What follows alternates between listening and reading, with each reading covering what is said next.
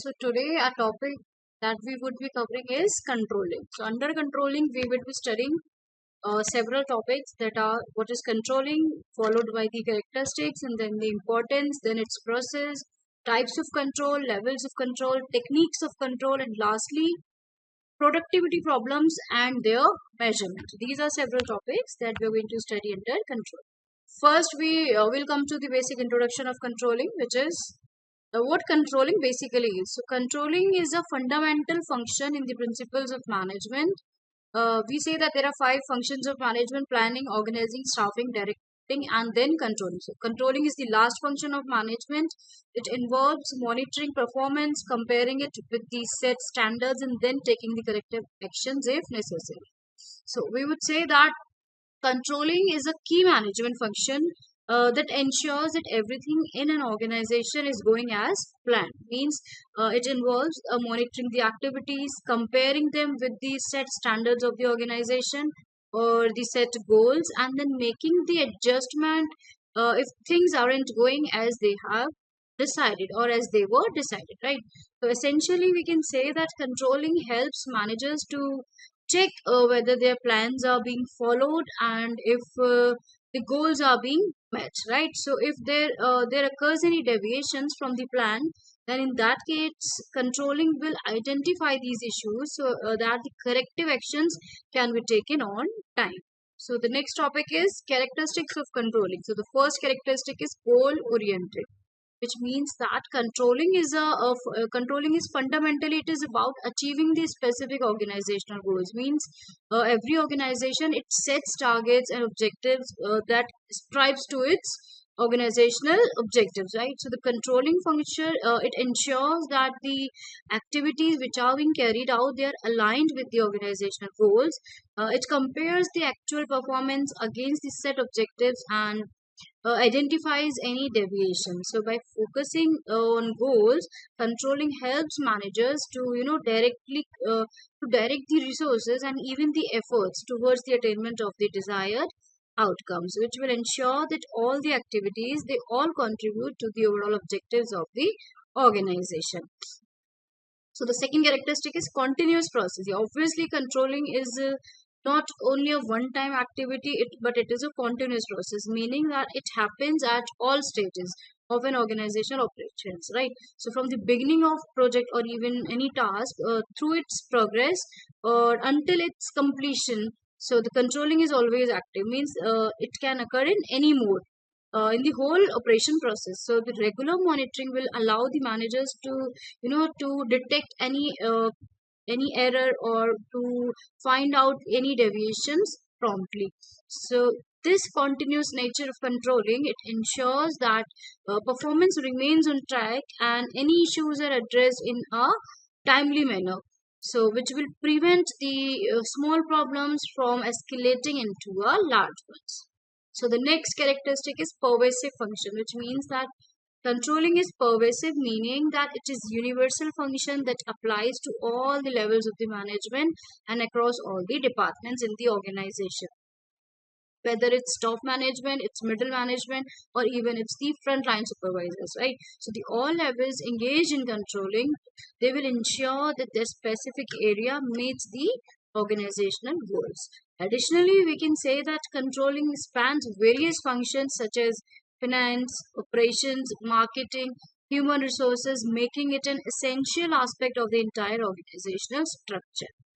Next characteristic is forward looking, which means that while controlling involves reviewing the past performances, its primary focus is on on guiding the future activities. Means that it uses the historical data to predict future trends and performances, which will enable the managers to make the informed decisions that will influence the future outcomes. Means by analyzing the past mistakes and success, controlling will help to formulate the strategies that will improve the performance future time or future performance over time. So this forward looking approach this ensures that the organization is always moving towards its goals, right, and it is able to adapt to any changes in the environment. Next point is corrective actions, which means that one of the key aspect of controlling is to take the corrective action whenever there are any deviations from the planned performance, which means that if actual performance does not meet the set standards, so controlling will identify the reasons for this gap and will also determine the corrective measures that are needed to be performed. So this could involve reallocating the resources. This could involve the changing the strategies or to provide the additional training to the employees, right? So the aim, complete aim, is to rectify the issues promptly to ensure that the organization gets back on the back towards the track towards its organizational goals. So corrective action is crucial for maintaining high performance and achieving the organizational objective. Next point is dynamic process. Controlling is dynamic because it must adapt to the changing environment and the organizational needs. So, as the environment conditions, or we can say the technology, or even the internal processes evolve, the controlling mechanism will also be involved, right? Because it is also flexible enough, to adjust to the changes whatever are being required. So this adaptability, this ensures that the control system remains relevant and is very effective in guiding the organizational toward its goal. Next point is integration with other functions, which means that controlling is it is integrated with other management functions like planning, organizing, staffing, and directing. Which means that effective control, it will rely on the accurate implementation of these functions, of all those above functions. So, for instance, we can say that with proper planning, there are no standards to measure the performance against, right? So, similarly, controlling can highlight the staffing issues or organization inefficiencies that are needed to be addressed. So the next point is involvement of feedback. You can say that controlling it relies heavily on the feedback because it involves the gathering of the information about performance and also using these feedback to improve the future processes, right? So we can say that this feedback loop, we would say, so this feedback loop, it ensures that continuous improvement and help in identifying the areas that require actions. It will lead to a better control. So feedback can come from various sources. It could be financial reports, it could be employees performance reviews, or it could be customer feedback, or even the market analysis. Next point is quantitative and qualitative measures. We would say controlling uses both quantitative and qualitative measures to evaluate the performance, which means that quantitative measures would be like financial matrices, it would be production numbers, and numerical data that provides the objective performance indicators, right? And the qualitative measures, on the other hand, it will involve subjective assessment such as customer satisfaction, employee morale, organizational culture, which are equally important for the control process. Next point is emphasize on efficiency and effectiveness. Now we would say controlling ensures not only the tasks are completed but they are done efficiently and effectively, which means that efficiently refers to the performing the task with minimal resources, and while providing the effectiveness is about achieving the desired outcomes, right? So by focusing on both effectiveness and efficiency, controlling will help on optimizing resources utilization and will ensure the organizational goals are met.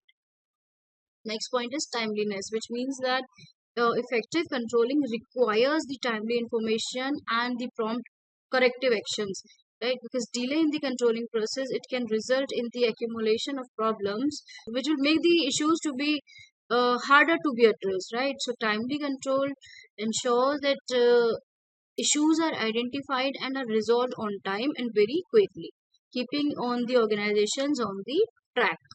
Next is future oriented, which means that while controlling often looks at past performances to identify the issues, it also looks at the future. It is also the future oriented, right? The main goal of controlling is to ensure that the future activities are aligned with the organizational objectives. There is a synchronization between the two. So this future oriented approach, it helps in planning and preparing for the potential challenges and opportunities that might occur in the organizational operations. So the next point is standardization, which means that controlling it often involves establishing the standards and benchmark for the performance. Which means that these standards they serve as a reference point against which the actual performance is measured, right? So standardization it helps to maintain consistently and ensures that all the parts of the organization they are working towards the same objective. Means they all are in sync, or we can say synchronization. Next point is preventive action. In addition to the corrective actions, we would say that controlling also involves the preventive actions by anticipating the potential problems and implementing measures to prevent them. Controlling will help to avoid the deviations before they occur. So we would say this proactive approach it minimizes the risk and will enhance the stability of the operations. Now, the last characteristic is cost effectiveness. An effective control system is cost effective because the benefits of controlling, such as improved performances and goal achievements, it should weigh the cost involved in implementing the control measures. Means the cost effectiveness.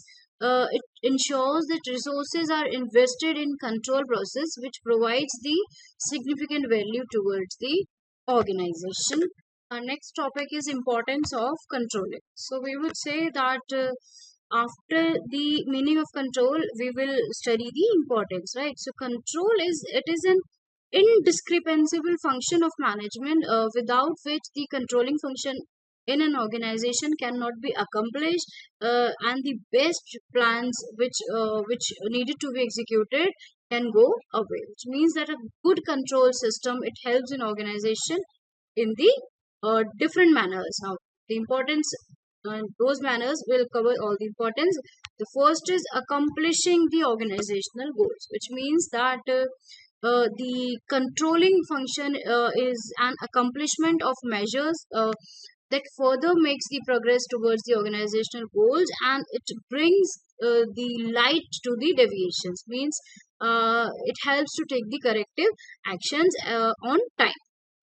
So therefore, it helps in guiding the organizational goals, which can be achieved by performing a controlling function. So the next importance is judging accuracy of standards, which means that a good control system it enables the management to verify whether the standards set are accurate and are on track. Which means that the efficient control system it helps in keeping the careful and progress check on the changes which help in taking the major place in the organization and in the environment, and it also helps to review to revise the standards in the light of such changes. The next importance is making efficient use of resources. We would say that this is another important function of controlling.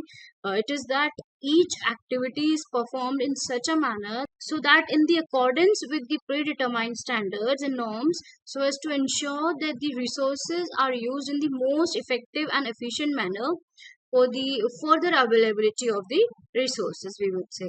Next point is improving employee motivation. This is another important function because it helps in accommodating a good control system, which ensures that each employee knows well in advance what they are expected and what are the standards of performance on the basis of which they will be working, or on the basis of which they will be appraised. Therefore, it helps in motivating and increasing their potential, so that they make them and help them to give their best performances. Now, the next importance is ensuring orders and discipline, which means that controlling creates an atmosphere of order and discipline in the organization, which helps to minimize the dishonest behavior on the part of the employees. Which means that it keeps a close check on the activities of employees and the company, that it is able to track and find out the dishonest employees by using the computer monitoring as a part of their control system.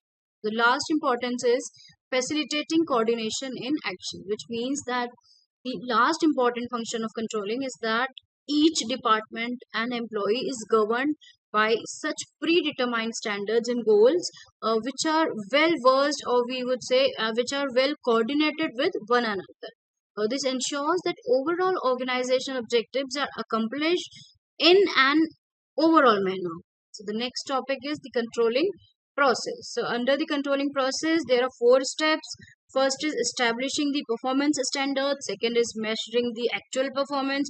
After measuring the actual performance, third is comparing the actual performance with the standards, and last is analyzing deviations and then taking the corrective actions. So the first is establishing performance standards. So we would say the first step in the control process is to set the clear performance standard so that the clarity is there between the employees and the employer, right? So these standards, they act as a benchmark or even the criteria against which the actual performance can be measured. Means there's a criteria, we would say there is a standard performance against which the actual performance of the employees are measured. So they can be quantitative, such as sales target, it could be production level or the cost limits, or it could be qualitative also. For example, customer satisfaction or the employee behavior also, right? So establishing the clear standards, it is crucial because they provide a concrete basis for evaluating the performances. So the second is measuring actual performance. So once these standards are established, the next step is to measure the actual performance. Means this involves collecting the data and information on various aspects of the organizational activities. Let us understand this with an example. If the standards is a sales target, right? So the actual sales figure are collected and recorded. Means the measuring the performance can be done through various methods. It could be financial reports, it could be production records, it could be customer feedback, or even the employee performance evaluation, right? So accurate and timely measurement is essential to ensure that the data reflects the true performance. Now the third point in the process of control is comparing the actual performance with the standards. Means whatever the employee has achieved or whatever on which the employee is working, that is measured with the standard performance that is already been established by the organization.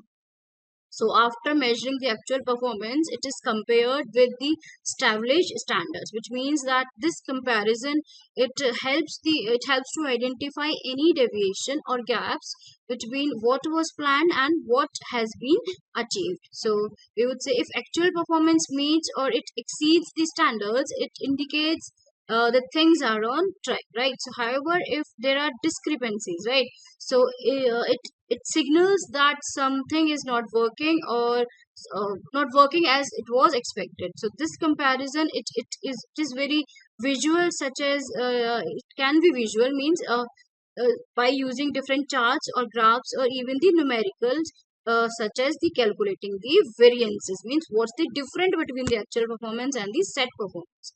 So the last point is analyzing deviations and taking the corrective actions, which means that first the deviations would be analyzed. Means when deviations are identified, the next step is to analyze them to understand their cause. Means what's the cause behind the deviations, why those deviations have occurred. So this involves investigating why performance did not meet these standards, right? So the reason, it could be internal, such as inefficiencies in the process, it could be lack of resources, or it could be inadequate trainings among the employees, or sometimes it could be external also. Means the reason behind the deviations, it could be external also, which could be market change, it could be issues with the suppliers, right? So analyzing deviation, it will always help in pinpointing these specific areas that needs the attention and understanding the underlying problems. Now after the problems have been identified properly, corrective action is needed to be taken. Now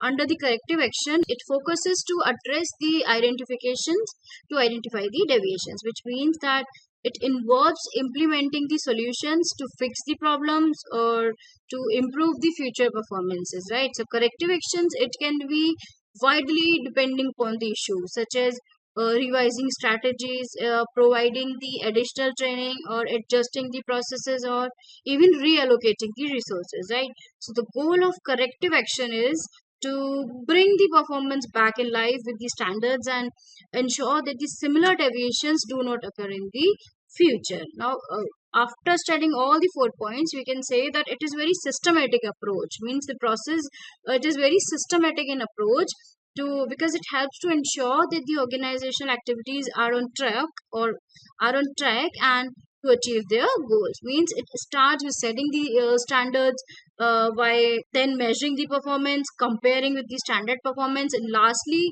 to analyze the deviations and taking the corrective actions to minimize the effect of those deviations. So by following all these steps, managers can effectively monitor and they can improve the organizational performances, which will ensure that the goals of the organizations are met.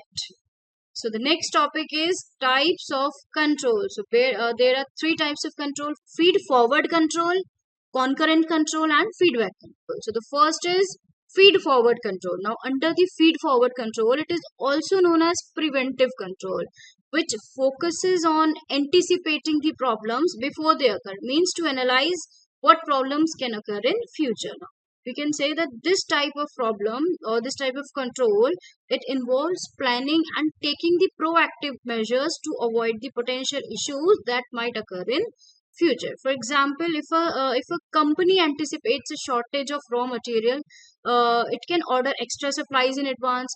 A feed forward control, it is important because it allows the organization to address the potential problems before they actually affect the performance. Now we can say that by predicting and by preventing the issues, organizations can, it can ensure the smooth operations and even the better outcomes. So the next is concurrent control, which means that concurrent control, they are also known as real time control. Means that takes place during the actual execution of the activities. Means that it involves monitoring the ongoing process and the activities so as to ensure that they are proceeding according to the plans whatever has been laid down by the organization. For example, if a supervisor on a production line, he might monitor the assembly process to ensure that each step is completed correctly.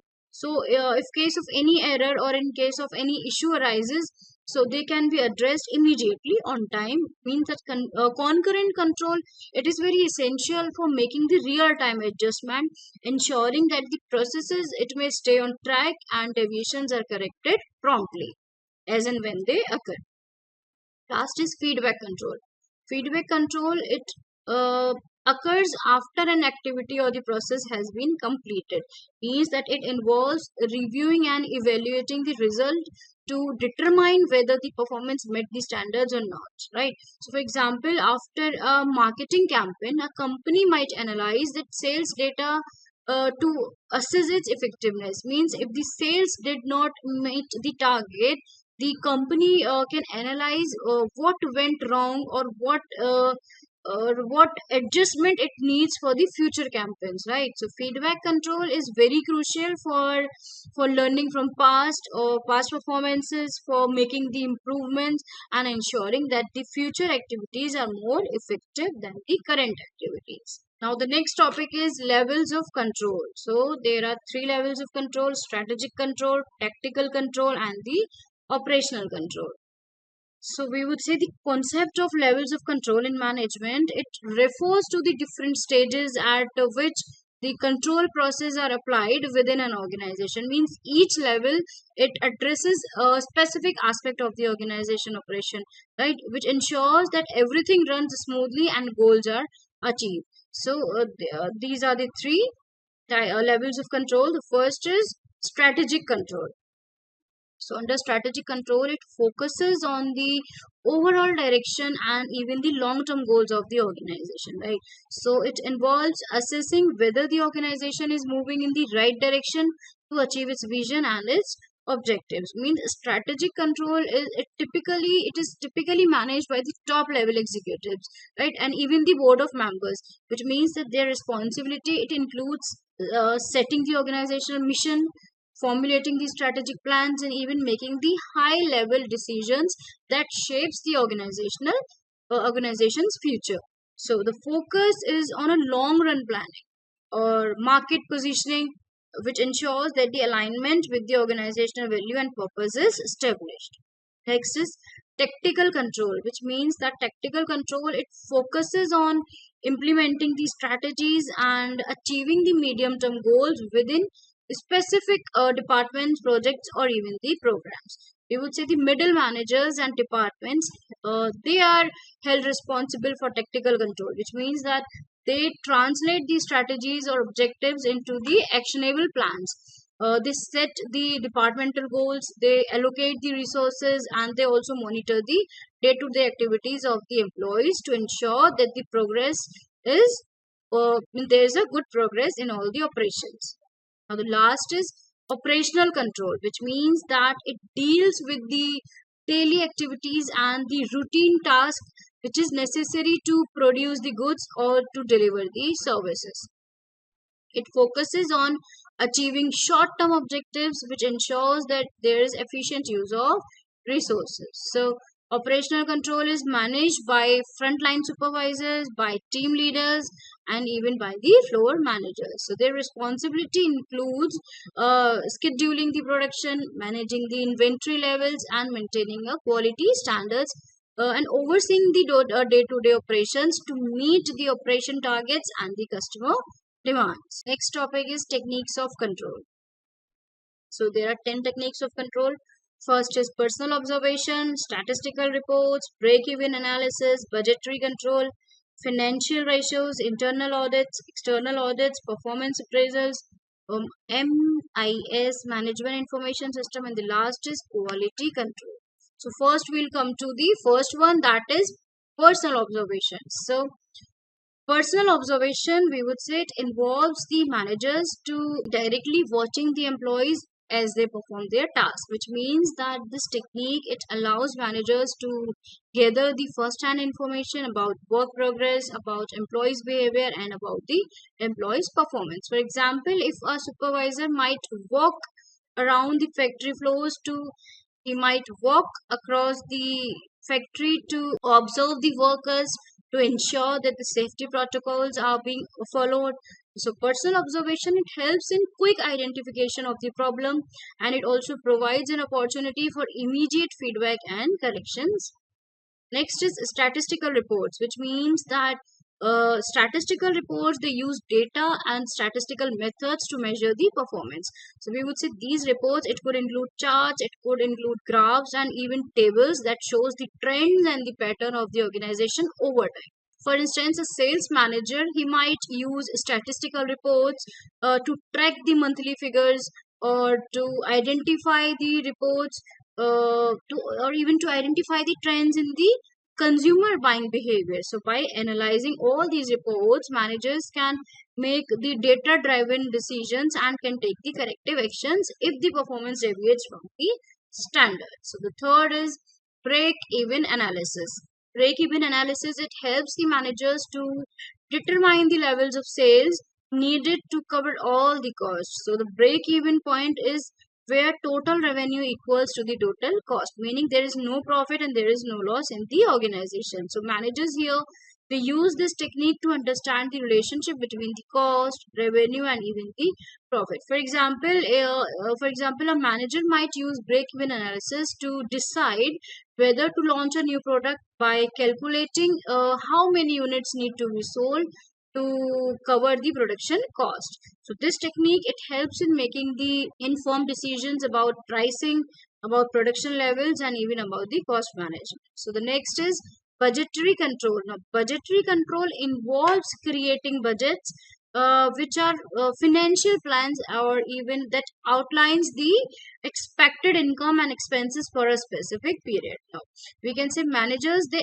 compare the actual financial performance with the budgets to identify any variances. For example, if a department, it exceeds the budget, the manager might look for the ways to cut the cost or even to allocate the resources. So budgetary control, it ensures that the organization operates within its financial limits, and that helps in the planning of the resource allocations. The next technique is financial ratios. Financial ratios are they are the calculations that use the data from financial statement to evaluate an organization's performance. Common financial ratios that are calculated are liquidity ratios, example the current ratio. There is profitability ratio, which means the net profit margin of the organization. There is solvency ratio, which is debt to equity ratio, right? So these ratios, they help the managers to assess the different aspects of their financial health, such as the organization's ability to pay the bills, to generate profits, and to manage the debt. So regular analysis of financial ratios, it allows the managers to identify the potential financial problems and to take the corrective actions. Next technique is internal audit.